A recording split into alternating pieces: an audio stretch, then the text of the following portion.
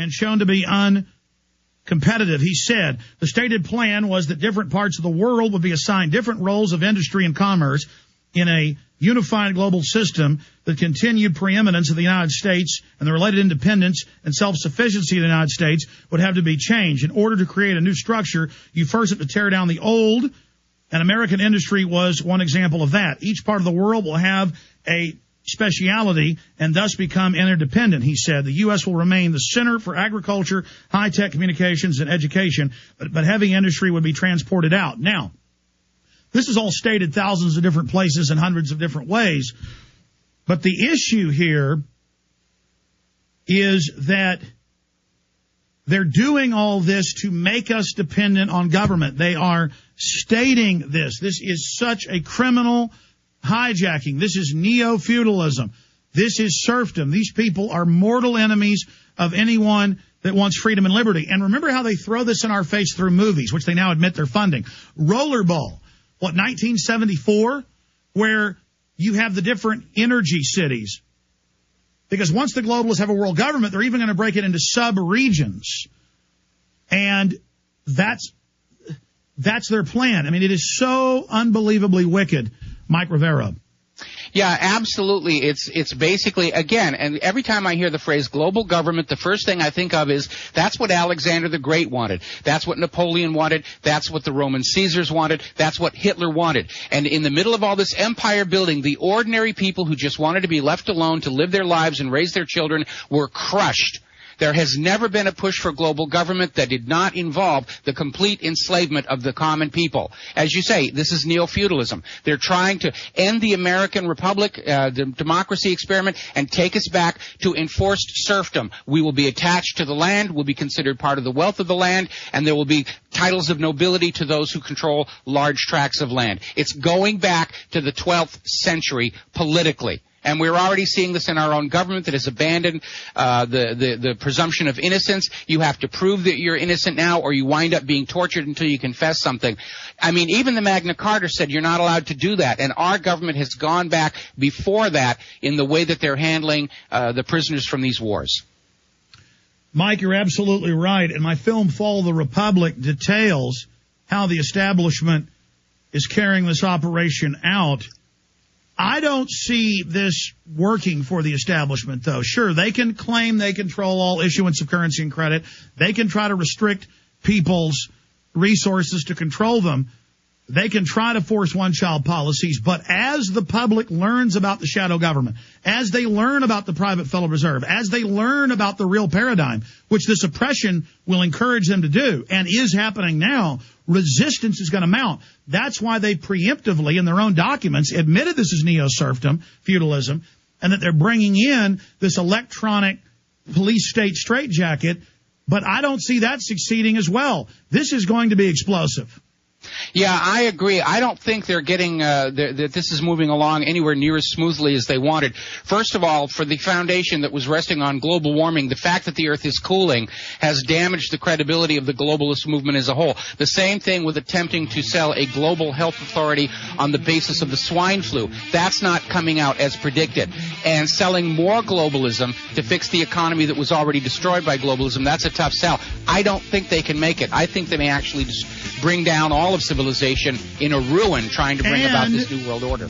You're right. And they have corrupt bureaucrats running the system, and so they're having a lot of problems. Stay there, Mike. We'll talk about government drug dealing.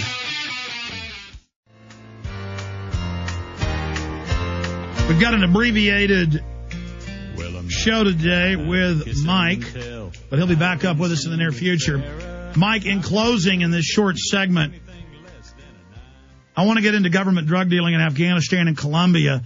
But first, Al Gore, again, admittedly to make the profits from all of this.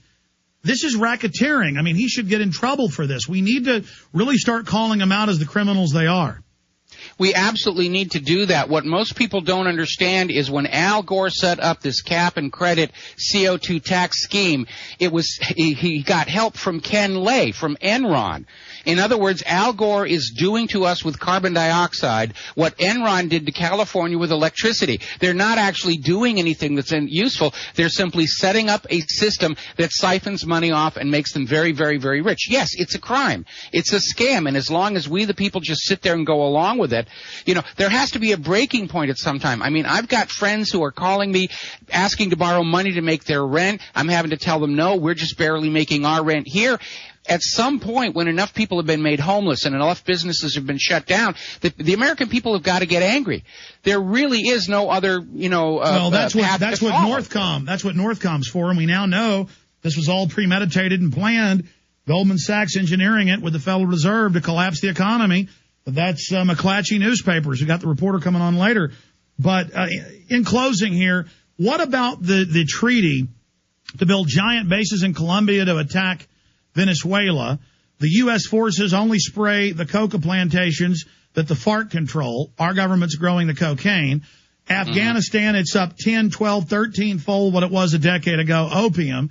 They admit in the news that the CIA runs the drugs with the head drug dealer. Meanwhile, the police are still SWAT teaming people for using the drugs the government ships in. What about, it's just all of this stuff's coming to the surface, but no one gets in trouble. Well, it's absolutely true. Basically, the war on drugs is simply a war on the competition's drugs. And they want to make sure it's a monopoly that is controlled by the American drug lord families, including the Bushes and the Clintons. And that's what it's really all about. When the Taliban was in control of Afghanistan, there was no opium growing. The U.S. comes in, it's bumper crops. We've got cheap, potent heroin flooding into the United States. It's Vietnam all over again. Young people are dying from overdoses, and our government is making the money from it. That's why all these anti-drug commercials you see on TV are lame. They don't work. They're designed to make it look like the government cares, but they're designed to utterly fail to convince anybody to stay away from drugs. Well, look at all the pro-drug messages in Hollywood movies where it's so fun. We know that's government propaganda placement, and it's on record. Every cop I talk to, whether I'm in L.A. or New York or Austin, I talk to cops when I see them at restaurants, and I go, don't you guys know most of the money is laundered from drugs, is laundered in U.S. banks, and that we only go after the competition? They go, yeah, we know that. But then they get promoted when they bust some teenager with it. By making the drugs illegal, it jacks up the prices, brings more drugs in, bad quality drugs. We know under Prohibition, alcoholism tripled. That's admitted, mainline history. We know it energized the mob. The criminals made drugs illegal because they wanted to jack up the price. That's exactly right. They call it the politics of contraband. And, the prohibition, the amount of money that came in from prohibition to the criminals completely reshaped American politics. The whole Kennedy dynasty is founded on illegal alcohol money. The Skull and Bones fraternity at Yale University was funded with opium money. It's all about drugs and control of the drugs. Hollywood always says the drug lords are down in South America. No, the drug lords are right here in the United States of America, sitting in taxpayer-funded offices. And they have the U.S. military. If you don't pay your cut or launder your money with them, and I've talked to high-level military DEA people that track the flights, they're told, leave those 10 flights alone, go after those 2. Every time they bust the CIA with drugs in the U.S., they're told, let them go. I've had Terry Reid and other high-level CIA people on the show about Mina seeing Bill Clinton and Oliver North with the cocaine. And then they call them big patriot heroes. Yeah, it is really absurd. All the excesses that we were told were happening down in South America, they happen times 10 here in the United States. It is that completely out of control. And now the druggies, they want to buy themselves an entire planet because the drug lords and the drug money and the banks are all tied in together. If the drug money went away, most American banks would collapse. And let's explain this. They can leverage on average 8 to 10 times. So $500 billion in opium a year out of Afghanistan, that's $5 trillion leverage. Go ahead. Yeah, that's absolutely correct. When Michael Mann was producing the original Miami Vice TV series, in the 3rd season, he started taking some chances, and he did an episode in which the good guys are called off a drug bust because if they busted this particular drug dealer, it would have destroyed a couple of the big banks in Florida.